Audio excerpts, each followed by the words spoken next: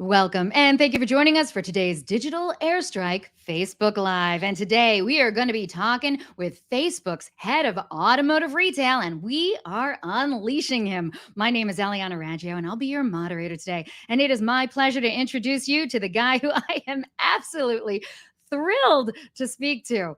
Bob Lanham. He's the head of automotive retail at Facebook, Messenger, WhatsApp, and Instagram. He joined Facebook in 2015. Bob manages a small team that's responsible for the top 10 dealer groups in the U.S. and the top resellers in the U.S., working with franchise dealers through the manufacturers as well, partnerships with the key DMS, CRM, equity mining, and digital retail platforms. And previous positions before Facebook include 5 years at Hulu, 4 years at Yahoo, and 3 years at Microsoft.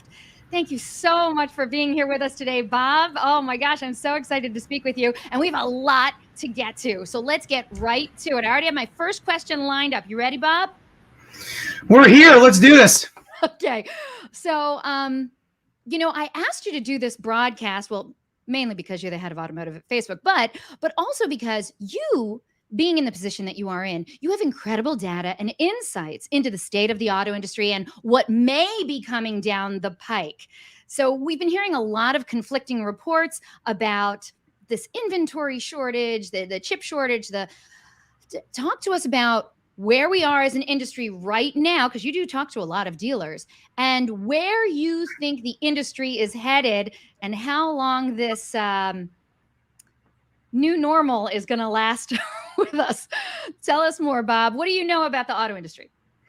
Yeah, listen, to start, I'm a student of the game, so there's nothing more that I love to do is talking to dealers and not necessarily always talking about Facebook, but just talking about the industry. And, I don't need to remind everybody that everybody knows this. Dealers are doing quite well profitability wise. Margins are up. Front end, back end, they're doing well, but they do have some challenges, right? On the service side, hiring techs is a challenge, and making sure they have enough racks open to be able to fulfill the time. But when it comes to vehicle sales, they're doing quite well. Now, what has come, with this is some competition. I think of late here, Carvana just had a great earnings call. Vroom has really picked up steam. If you're an independent dealer or maybe a single point or own a handful of points, your larger groups are coming out with their used car marketplaces, both online and offline. So, listen, I wish I could tell you when the chip shortage is going to end. I'm not sure anybody knows when it's going to end. I mean, we get a plant running in Malaysia, and the next thing you know, it's shut down because of COVID reasons, but it clearly is playing an impact, right? And Right. We're working on it now for forecasting to see how it goes. But, when you talk about or you ask about where the industry is headed, one thing we can dig into now or later on is what do we do now that iOS 14 has hit all of the phones? What do we do when the other browsers choose to block the cookies? Measurement and tracking is changing here, and it's going to change our industry dramatically. Yes. One other thing that I should mention is that, we also have other players in the industry who are trying to buy up cars like Hertz Rental Car, those rental car companies. It's an additional challenge that is just a gut punch for us dealers. And then on top of it, we're hearing all these conflicting reports. We first heard the chip shortage, much like we heard COVID, was only going to last a few weeks, a few months, and then it was going to be done. It was going to be done before the end of this year. Then we heard, it's going to last at least halfway into next year. And now we're seeing reports that it might last into 2023, 2024. That is terrifying. And then I see another report saying, hey, dealers are actually, they have a rosy outlook on the auto industry. Is it because profitability is so great right now? Are they not seeing the downside yet? Do you see a downside, Bob? Well, it depends how you look at it, right? I mean, if you're the OEM and you can't get new vehicles shipped to your dealers, that's obviously a challenge. That's how they make their money. If you're a dealer, you've been able to backfill it with the used car market. And I've talked to many dealers who have increased their their service side of the business and built maybe another building and added racks so that they can capture that business. Like you said, I mean, we saw what Toyota mentioned about a month ago where they're cutting global production by about 40%. I know there's a couple other manufacturers that are doing that the same. So I wish I had, the crystal ball that told us when the chip short, when the box of chips were going to show up and we could all walk out and, insert them in place. But I don't think anybody knows at the moment, and everyone's doing what they can to try to get them. But at the moment, the supply and demand, this is a pure supply and demand, issue we got going on here. The demand for vehicles right now is so great that dealers are, for the first time in a very long time, able to have some margin on the front end, where they always had, obviously, for the used car side, but be able to increase that a bit, have margin on the back end, and are doing quite well. But nonetheless, we still need new cars, and the only time that's going to change is when that box of chips shows up and they're able to start putting all those new vehicles on the racks. Think about, I was talking to someone the other day. Think about this: we potentially will be selling 2021 vehicles in late 2022 or potentially 2023. I mean, that's another challenge. How do you price those vehicles? How long have they sat? Do they need to be reconditioned? Stuff is going to break. They're just sitting there. Definitely the tires are going to need to be replaced. There is another challenge. We're just kicking the can down the road, I think. We'll see how it goes. But I wanna switch gears. Haha, pun, got it. Want to switch gears a little bit because we are talking about some challenges that are going to be hitting us dealers in the auto industry. And you, my friend Bob, have definite ideas on what dealers need to do now to ride out this perfect storm of profitability that they're riding. But you also say, hey, this is kind of the time to fix your leaky roof, because one day those chips are going to roll in. And then we're going to be back to a higher inventory status. And I don't know if things are going to go right back to normal, if there is going to be a back to normal. But if it is, now's the time to fix the things on your marketing and advertising side. Tell me why now is a good time, Bob, and what they should start doing now.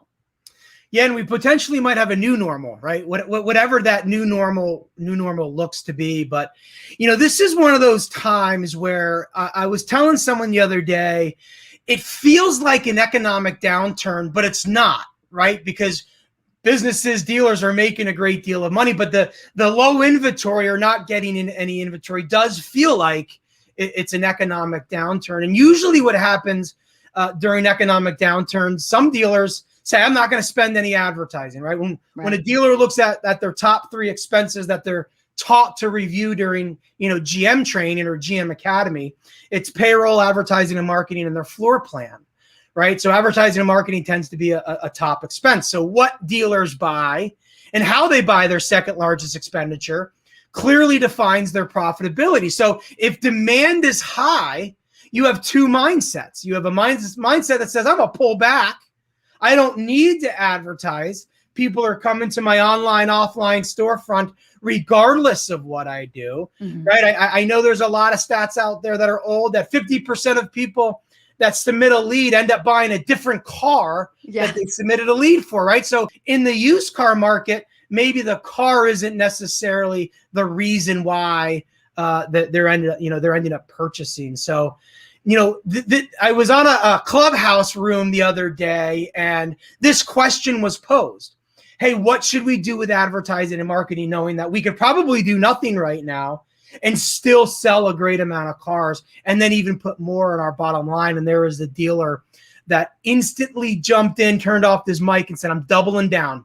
I'm going to double down. I'm going to spend money when I have it, because when we do get inventory, when we get back to the normal or the new normal, I want my dealership to be top of mind.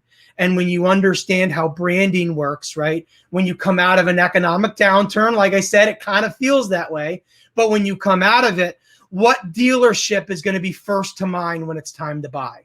And that's called brand equity. And many say brand equity equals market share. So This particular dealer says, I'm going to build my brand equity now while I have the money, while I'm making good money, so that when I get the truckload of vehicles, I'm the first, the first dealership they think of. So like you said, like there is no better time to fix your roof than when the sun's out, not when it's hailing like it was here in the Detroit area of Michigan yesterday. And now we're at close to 90 degrees. But that's my point, right? If my roof was leaking and I looked out the window yesterday and literally hail was hitting my roof, like I'm not going out there, and I'd have to clean up that damage when the storm was over. So there's no better time than now than to learn advertising and marketing, to learn media, to understand the impact it has on your store, because now is the time you want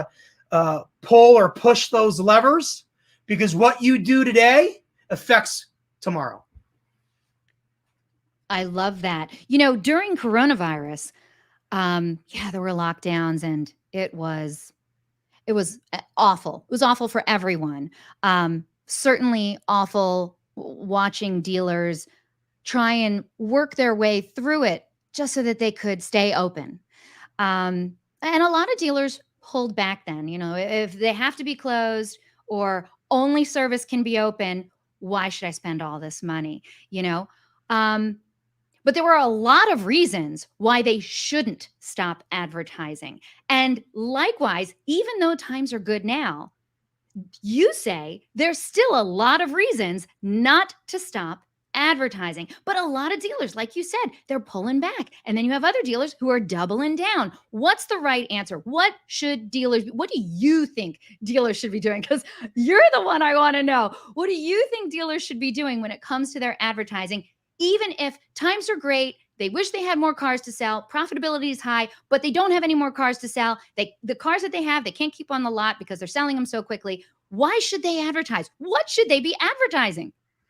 Yeah, it goes back to that brand equity equals market share. And here's the thing that we need to discuss, because the term we always use, including myself, is double down, right? And the first thing we all think of is, oh man, I got to double my expenditure, because that's what double down means. But that's not necessarily what double down means, right?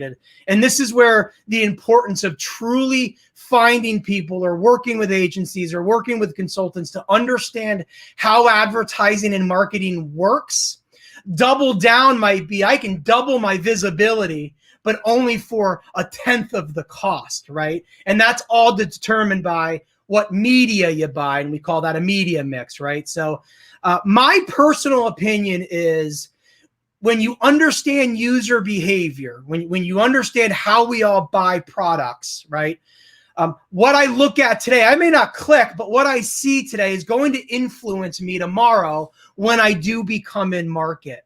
And if you're not visible today, if you're not building any brand equity with me today, then I'm not even going to think about you when I become in market. And again, when you understand doubling down and using the right media platforms that can do the same thing that maybe more traditional, expensive platforms can do, but better, your media mix becomes much stronger. And I used to say, or I have a very, very good buddy by the name of David Kane, who I presented at one of his 20 groups last night. Love him.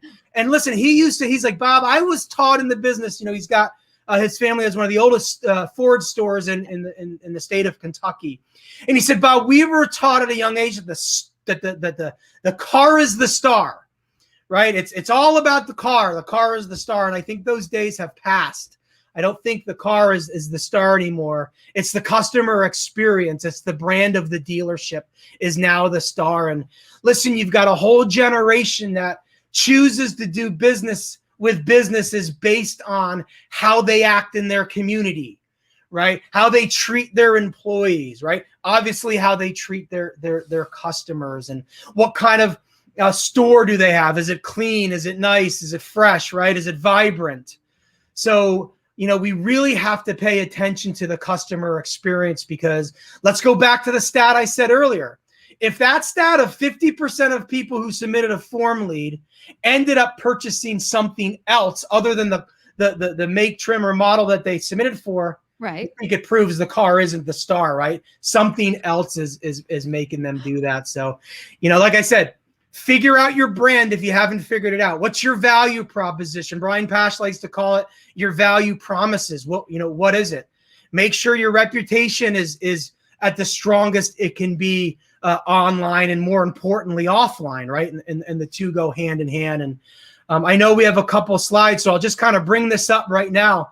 We did some research late last year that we brought out earlier this year that told us the number one reasons, or the reasons why people visited, and the keyword is visited on this slide, visited dealerships' social media profiles. Visited, okay? Not follow. We're not looking to get fans at the moment. Right now, people are researching where they want to buy just as much as what they want to buy. In fact, many will say they're researching where they want to buy more so than what they want to buy. And you all can see it on the screen. It's what others are saying about the dealership. And then the second one is to get a sense of the dealership. So the majority of people who are visiting your social media profiles are basically interviewing you. Should I come and do business? It's my second largest expense.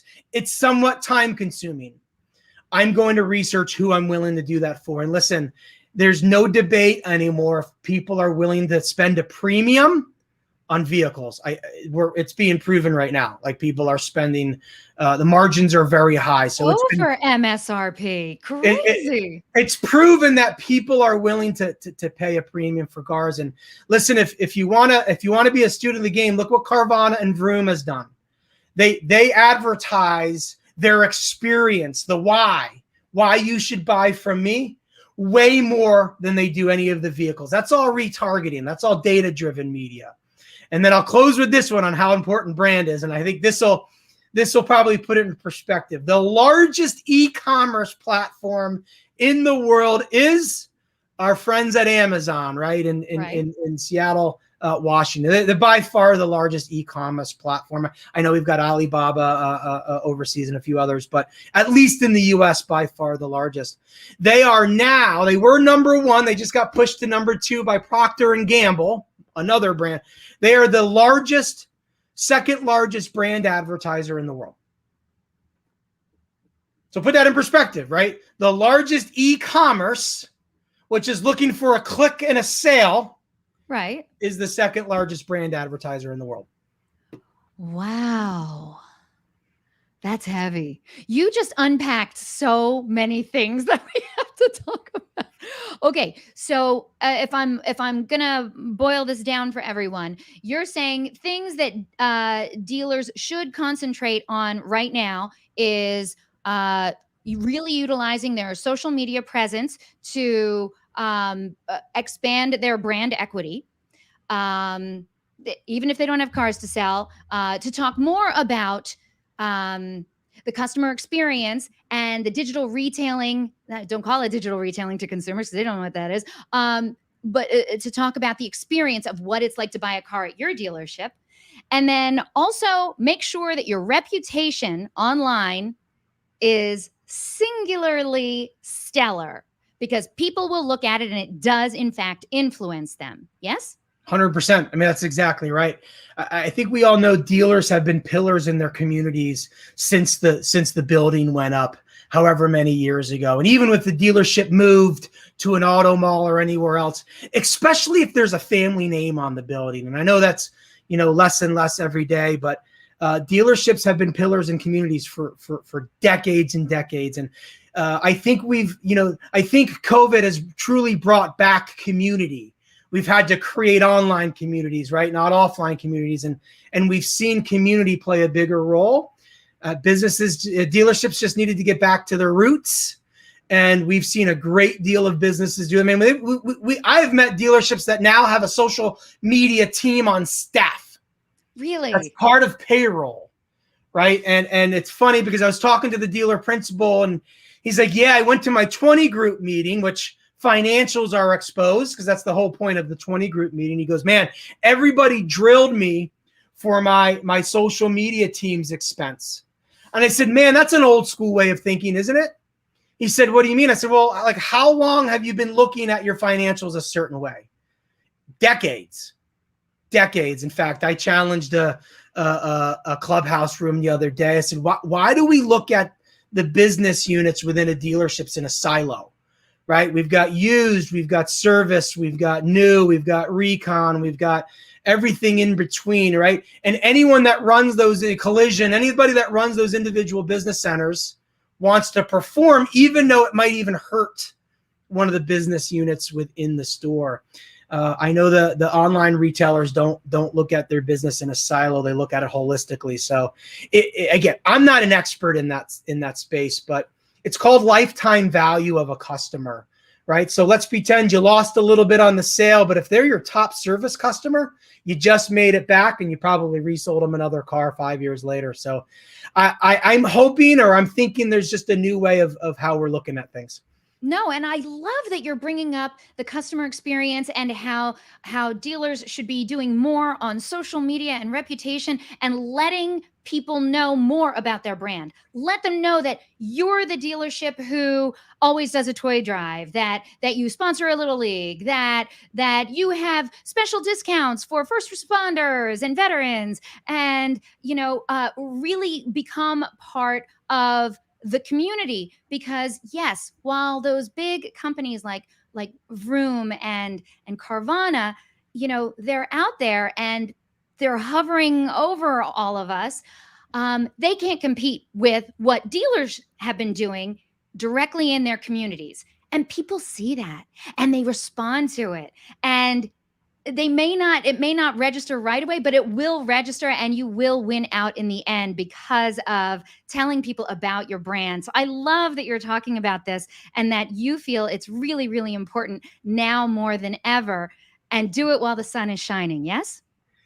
Listen, as bold as this may sound, I believe your brand advertising is more important than advertising of the vehicle at this time.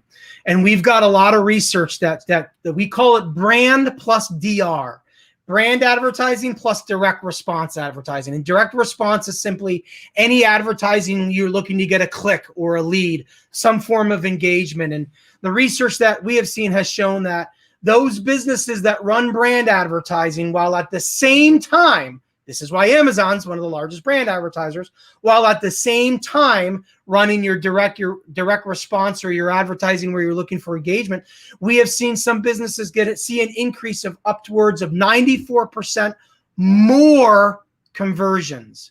So if you're just running direct response or just running a lead gen, you're only going to get so much. But then you add on your brand and then you're going to drive more conversions. And everyone always asks why. I said, this is basic consumer behavior. And this, again, was why we need to not look at our advertising and marketing as just buying leads or getting leads in to put in a CRM, they hit a metric and go. We actually should start to focus on consumer behavior more so. And I sold cars right out of college. I sold Toyotas for a number of years. And I would ask them, what is the most important aspect of the physical sale, right? This was pre-COVID. What is the most important aspect of the physical sale? And without question, someone in the room would say the meet and greet. The meet and greet is by far the most important aspect of the physical sale. It absolutely is. They say the best closers are even better openers because you have 3 seconds to earn that customer's trust, or at least as close of that trust as you possibly can. And then over time, right, you're going to be able to sell them a car. Bring the meet and greet online. Tell them why they should give you their PII, their personal info. Tell them why they should click. Earn it. And the only way you can do that is with brand advertising.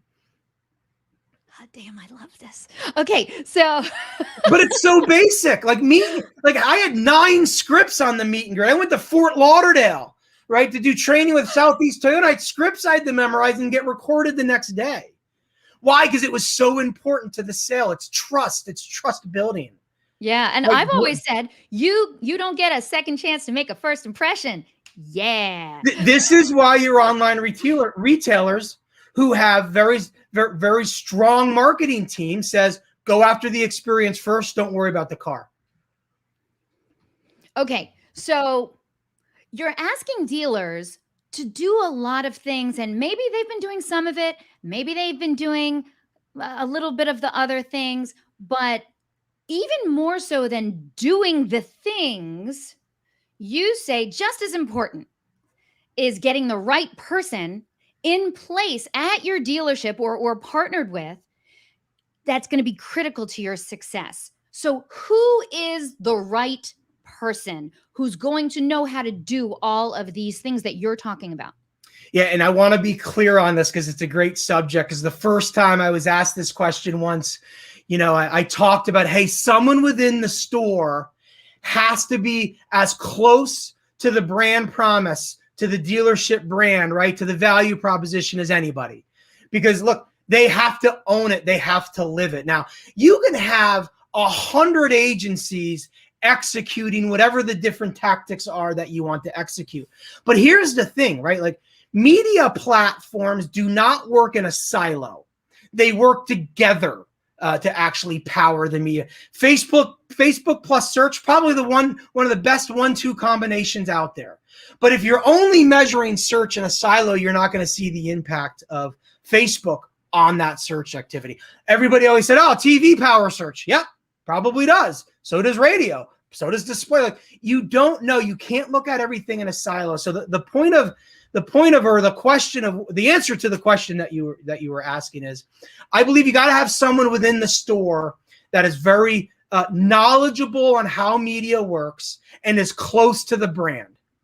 Right? It's not, oh, I know what buttons to push in Facebook's ads manager that makes me the smartest, right? Understanding consumer behavior is actually more important than understanding what button to push, because the Googles, the Facebook, we're all going to make our systems, dummy proof here sooner than later. And no snarky comments, people, but we're going to work on that. So my point is, somebody has to own it. Now, some stores may be like, we're just going to do it all in house, and that's their prerogative. Some will say, well, no, I'm going to have 4 or 5 agencies. Great. Well, guess what? Those 4 or 5 agencies probably don't talk to each other much, if at all. So you have to bring them together. You have to bring everything they're doing together to understand the power of your media plan as it relates to sales. And I'll tell you, we haven't gotten into measurement, but I brought it up earlier with iOS 14 and what the browsers are going to do here in the next year or so. Consumers want privacy. Consumers want. Let's all think about our own personal behavior. There's a lot of platforms that are trying to capture our data. So privacy first measurement is becoming very important, something that dealers are going to have to focus on. And we don't need to go into it now. We're going into it right now. But it's called marketing mix modeling. Okay. It's called marketing mix modeling. And at the very least, every dealership, somebody at the store has to have a spreadsheet of everything they're buying, line item by line item by line item. And if it says package A, you have to itemize out package A. Can't tell you how many dealers I've worked with that they were buying Facebook 5 times from 5 different partners. Extremely counterintuitive, right? Yeah. So you have to list out, itemize out everything you're buying, and then boom, you have your mix. You have your mix. You now at least know that my expenditure is X and this is what I'm buying, and my results to sales is Y. Very big. Then over time, you can say, okay, well, how can I make it better? How can I make it more profitable? How can I optimize it to maybe spend less, but drive greater results? Mm-hmm. But in order to do any of that, you have to have your media mix, and you have to measure holistically, not in a silo, because in the digital landscape, measuring is going to get very, very difficult. We're already seeing it because of iOS, and we already know once the browsers block cookies, it's going to get even harder.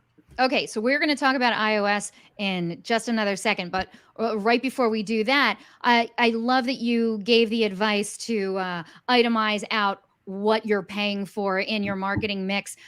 We actually at Digital Airstrike, we offer a free service where we will help people look at their marketing mix, and just, you'd be surprised how many dealers are paying multiple people for the exact same thing.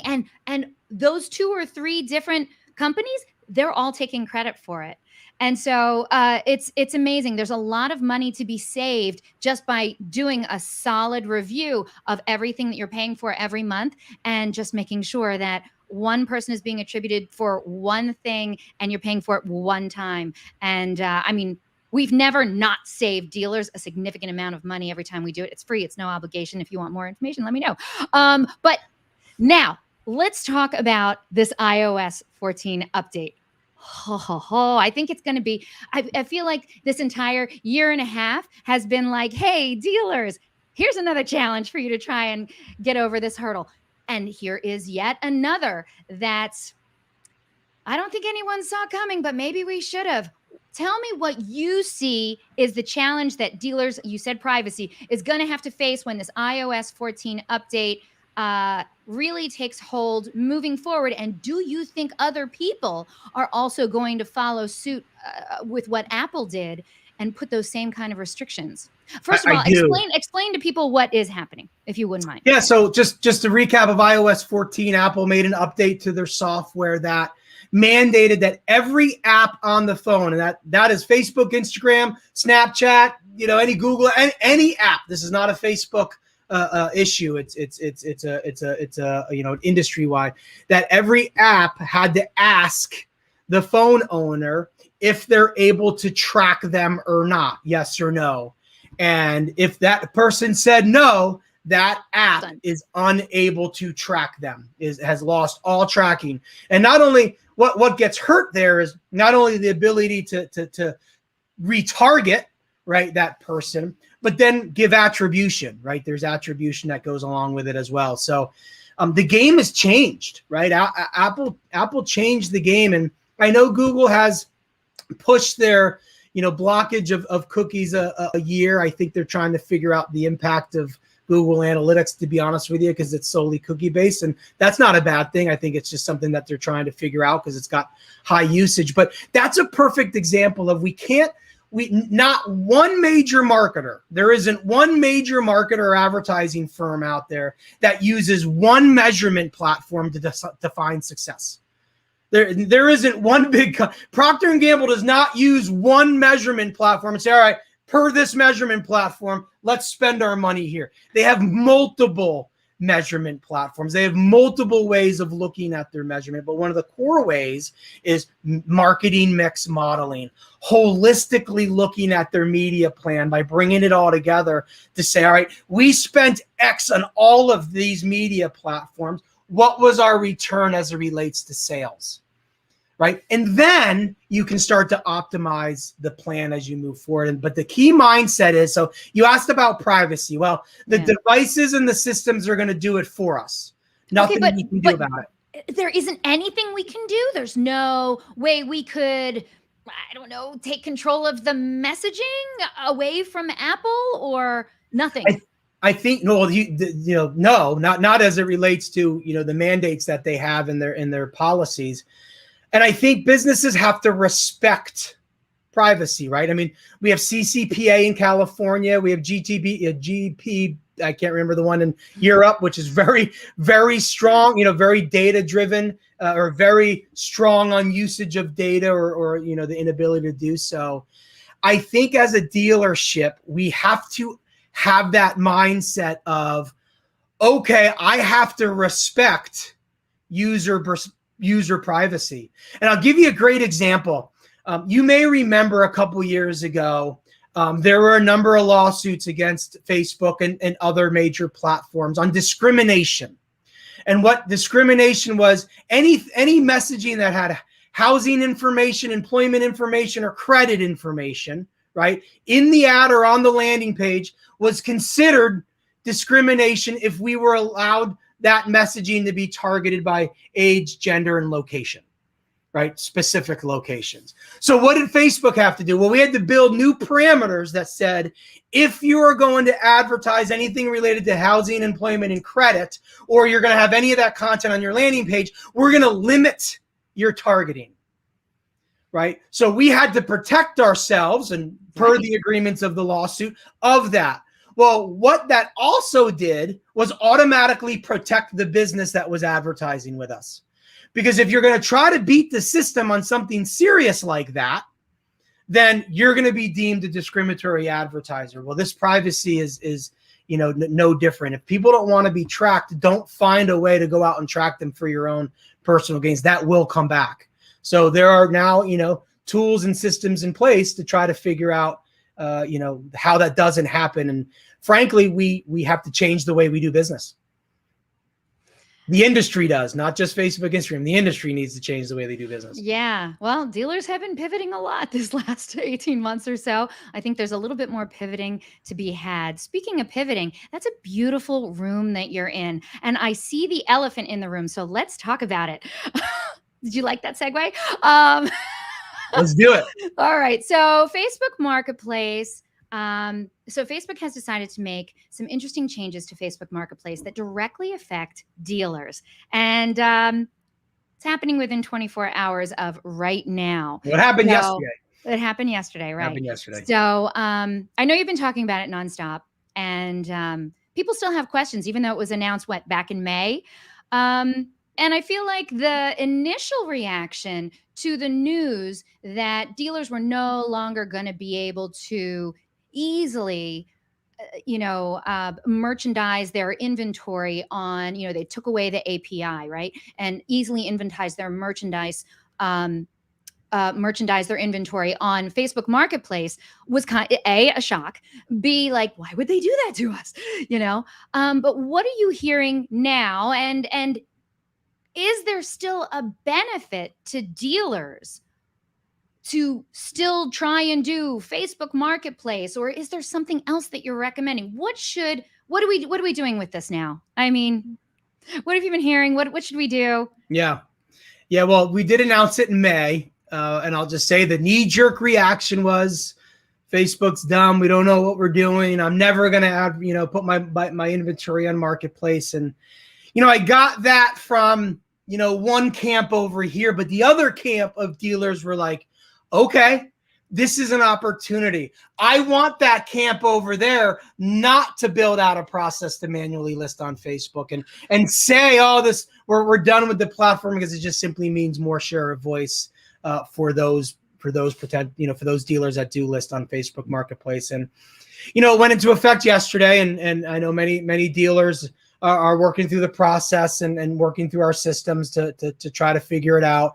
But at the end of the day, there's no more ability to bulk list your inventory through a listing partner that sends us a catalog or a feed. You've got to list your inventory one by one using our listing tool. And I was doing a 20 group about a month ago, and it was my first slide, just the headline. And before I even started, I just had the slide up, and I could hear in the background, at the back of the room, I just heard somebody say, no way, no how, not going to do it. They've lost my inventory. And I just said, look, like, totally fair, but just follow it, monitor it, right? You're going to see plenty of those who are going to find a process to list. So make sure you're just monitoring Marketplace. Again, if it has value to you, if you used Marketplace and it didn't do anything for you, okay, then great. I would totally understand that. But, one of the things I've been working on is I think a lot of people saw great value in Facebook Marketplace, hence their frustration of ease of use, because it was easy to do business.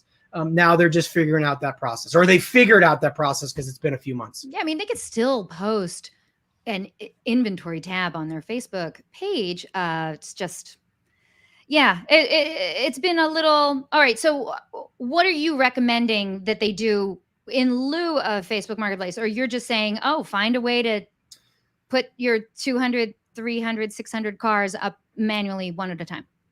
Yeah, I mean, listen, many have said, automotive inventory ads is a replacement. That's not necessarily a full replacement to your inventory on Facebook Marketplace. Automotive inventory ads does have a placement within Marketplace, but it's not a replacement to Marketplace. I would say this, depending on the number of vehicles you have on your lot at any given moment, and if it's a lot and you haven't figured out a process to manually add and delete the inventory, start with 5, start with 10. Listen, I was at my dealership the other day getting tires. I got 4 tires from my dealership because I buy everything from my dealership. My lifetime value is through the roof. Now, they have no idea what my lifetime value is, but if I were to ever map that out for them, I probably got one of the highest lifetime values out of anybody. And I was in the showroom because that's their waiting room as well. And it's 9 o'clock. Oh, actually, it was noon. And I'm looking around, and there must have been 20, 25 sales representatives on the floor. And they weren't all working. Many of them were feet up looking at their phone. Many of them were, on Facebook. So my point is, there's plenty of time in a day to figure out a process of who's going to post and who's not going to post on Facebook Marketplace. So it's just a matter of, I was on a webinar I was listening to a webinar from a partner, and this partner made a great comment. And it was talking about handling messaging, which is very similar to posting on Marketplace. And the comment was this: if this was a phone up, there's already a process in place, and there's been a process in place for 30 years. It's the new phone up. You just gotta redo your process. That is the key to great success. Okay. Thank you so much for all of that. Okay. One of the things that I wanted to get to, because you did say the car is no longer the star. It was one of the nuggets that we already heard from earlier from you. So if the car is not the star, then maybe Facebook Marketplace isn't going to be such a big ding. But are there any other tips or nuggets that you can share with the audience? Like, this is going to be my last question because we're already over time. But do you feel dealers, like there's one thing that they're just not seeing? You just need to give one last tip to them so that they understand what is happening and what they could be doing. Really learn media. Really learn consumer behavior. Look at what auto and non-auto businesses are doing. And one of the things that you're going to learn is that you can't just buy one property and then look at it in a silo and think, okay, it's working or it's not working, because that's just not how it works. So my biggest takeaway is, once you learn that and you build your media mix, you itemize out everything that you're buying. Eliana, you guys offer it for free. Like, how many times, I would bet the team would laugh, how many times have you collected all of this information, which for some reason takes like a month plus, because there's no system at the dealership to have this. It literally took me over a month to do this for a dealer, but I finally collected all this information. I itemized it on a spreadsheet. I clicked one button on the spreadsheet, which was the pie chart button, that literally turned it into a pie chart for me. I sent it back to the dealer. Dealer replies, "Holy, I had no idea I spent all that money on XYZ." I'm like, because you didn't have it mapped out. You have no idea what. Listen, I've talked to thousands of dealer principals, and they can ring off their payroll costs in seconds. When floor plans were still in existence, they could ring off their floor plan within seconds. Then you ask them, what's your advertising and marketing expense? I got someone over. Somebody does that for me. It's like, well, like you learned in school that those are the top 3 expenses. Like, let's organize our expenses. Let's understand what we're buying. Let's understand consumer behavior. And I think they're going to see greater results, especially when they include brand advertising, the consumer experience, into their mix. I mean, because, wouldn't it be great, A, to save money, but B, also put it towards the things that are actually working better for you. And yeah, when we do the reviews, oh my gosh, I remember this one dealer, and it was during the height of the lockdowns. So he really needed to conserve as much money as possible. We saved him a ridiculous $10,000 a month. And without reducing what he was doing, we just found it. It was there. $100,000 a year. Could be 3-4 people's payroll. Yes, we have never not saved a significant amount of money for any dealer who has said, all right, show me what you can do. Show me what I'm doing that you think, what's this marketing mix? How much are we spending on stuff?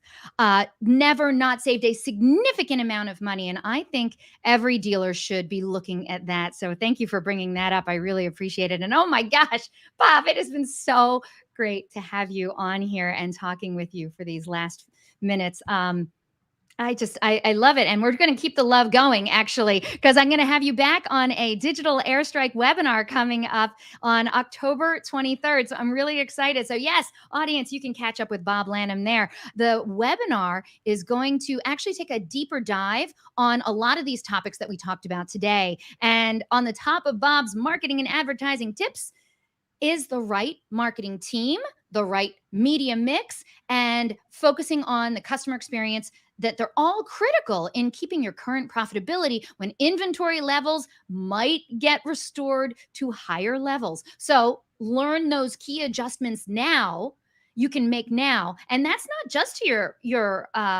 your marketing and your advertising, right, Bob? It's also to your personnel and to your training and so much more. Other things that you could be doing right now. Get it in line now. Fix the process now so that you can take your advertising and marketing to the next level and maintain this awesome growth and profitability that we're all seeing right now for when those chips roll in. Isn't that right, Bob? It's 100% absolutely correct. So I'm looking forward to the webinar. Yes, so I'm going to tell you all now, put it on your calendar. It's Thursday, September 23rd, 1 p.m. Eastern, 10 a.m. Pacific. You can register at digitalairstrike.com/webinars. I'll be there too, and I'll see you there. All right. If you have any questions, comments, or suggestions regarding our broadcast and our topics, hey, I'd love to hear from you. My name is Eliana Raggio. I'm all over the internets. Or just email me directly at eliana@digitalairstrike.com. Bob, it was a pleasure. I'm going to see you in another week or so. Thank you so much for being here today, sir. It was awesome. Look forward to the 23rd. Me too. Me too. On behalf of Bob Bobnham and the rest of the amazing crew at Facebook, as well as my incredible coworkers at Digital Airstrike, thank you all so very much for spending this time with us today. And I hope to see you all on another broadcast in Digital Airstrike's continuing education series. Take care, everyone.